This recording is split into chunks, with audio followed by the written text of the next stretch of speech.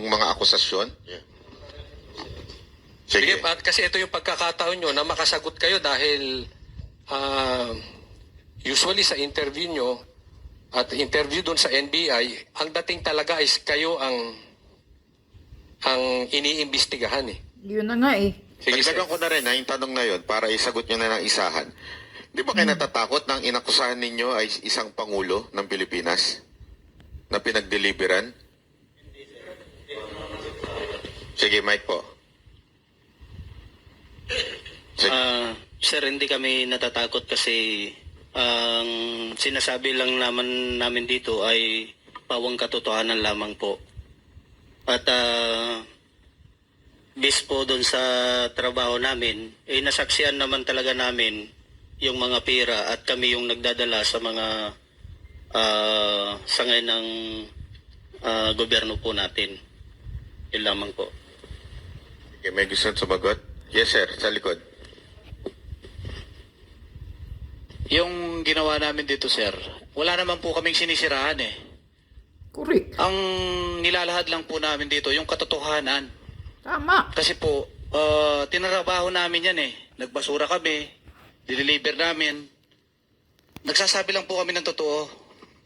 Wala po kami sinisirahan dito. Tama. Yun lang po. Katotohanan Saka lang yung naman. sir yung napansin ko, yung pagbabayad daw sa kanila kaya sila lumabas, walang sense eh. Kasi isipin mo, gobyerno na nakaupo, yung kakalabanin nila. Pwede sigurong bayaran sila para manahimik. Yun, pwede pa. Pero yung bayaran para lumabas at kalabanin yung gobyerno, parang mahirap eh. Imposible eh. Master. Pero meron na. Meron akong balita. Sino yan? Bulong-bulungan. Binayaran? Na may mga nagtangka magpatahimik sa inyo. Gusto bayaran, boss? Meron dyan, sir. magsalita sa inyo tungkol dito. Meron daw nagtangka magpatahimik sa inyo at nag-alok ng maleta. Yes or no? Normal niya yan. Yes po, sir. Magkano to? Sige, yung sagot po, yung sagot. Hindi naman sir usapan ng malita ito sa pag-offer sa amin na babayaran kami. Pero hindi po kami pumayag doon. Kasi sabi nga namin, kung Tigit po natin yung mikropono. papayag tayo sa babayaran tayo para tumahimik, parang makukonsensya kami sir sa ganon sir na parang hindi namin ilabas yung katotohanan. Pero ito, marami nagtatanong din eh. Sabi nila, parang it's too good to be true. Anong ibig sabihin nun? Parang, imposible naman. Sila yung nagdi-deliver ng maleta nun. Hindi ba sila kumupit? Hindi, yun yung mga tanong ng mga tao eh. Hindi ba sila kumupit? Hindi ba sila na-tempt na humingi doon sa pinag-deliveran nila? At tapos mananahimik na lang. Ano masasabi niyo sa mga tao nagsasabi ng gano'n? Yes, sir. Sige, nasa likod. Sir, yung mga nagsasabi kasi ng mga ganyan kasi sir, mga kumbaga sa ano sir, mga isip munamon sir eh. Pag sa yun ang paningin ko sir sa kanila sir. Kasi kung balik rin natin sila sir yung nandito sa kalagayan namin sir. Kaya nga nandito kami sir at para ilahad itong kalokohan ng mga ginagawa ng ating mga namumuno o yung mga pinanggagalingan sir ng mga ating mga ninakaw na pera na yan. Nandito kami sir para aming ilahad talaga sir yung mga nalalaman namin. Kaya yung mga naninira sir sa amin, normal lang naman sir na tanggap naman namin sir yung mga paninira nila sa amin sir. Hindi ko po alam kung nabalitaan nyo na ito eh. Kasi merong kumakalat ngayon na hindi naman kasikatan na journalist na nakakuha daw kayo ng tig 5 milyong piso. Pupalato naman mga boss. Bye! Bye! Media. Mayroon din nakakuhang malita. O paper bag ata. O malita ba yun? Kaya pala. Kaya halatado ang mga media eh. Maraming ayaw ipalabas. Croissant 7 days. Halatado kayo, media. Malaysia's strength lies in its people, and the cities they build reflect that spirit.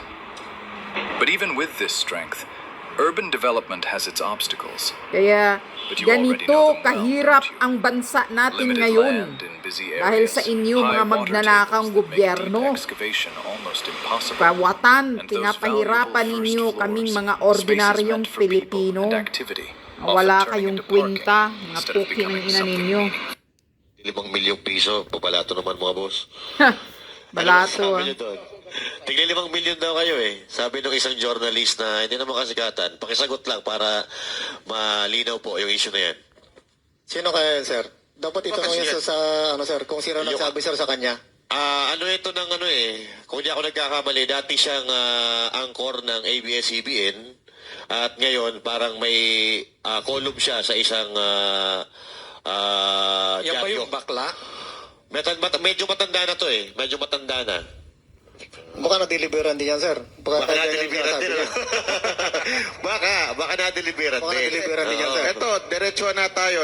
Di ba nabanggit ninyo na merong media na pinag-deliveran o merong Ayan PR? na, media. Maaari nyo po bang sabihin yung pangalan? Kung ayaw nyo sabihin yung pangalan, okay lang din. Pero saan nyo to na-deliver at para saan itong delivery na to kung alam ninyo? Kung may alam lang kayo. Yes sir, para sa akin kasi ako, na-assign ako sa binanggit na media personality o media, ano sir. Bali, ang activity namin araw-araw and every time may meeting na mga personalidad sa media na kilala din. Kasi parang ano yan, meron nga kaming na-deliver sa house. May na-deliver nga kami sa, hindi ko lang muna sa bagitin sir kung ano establishment. Basta bandang, rin sir. Madirig na siya. Tomas Morato. Diyan din banda. Tapos, alam mo naman sir, maraming mga matitinding mga pangalan dyan. So, sa mga media, meron din nga ako kaming na dideliveran natin sa bahay nila. Every week. Oh, every week, Tapos, Once a week to, sir. Kita nyo? Once a week. Meron din po kaming nadideliveran dyan sa station. Sa drop-off lang. Abutan lang. Hindi ko lang muna po sa Maleta o envelope, sir? Ano lang naman, yung paper bag lang naman. Paper bag. Paper bag, mga 5,000 to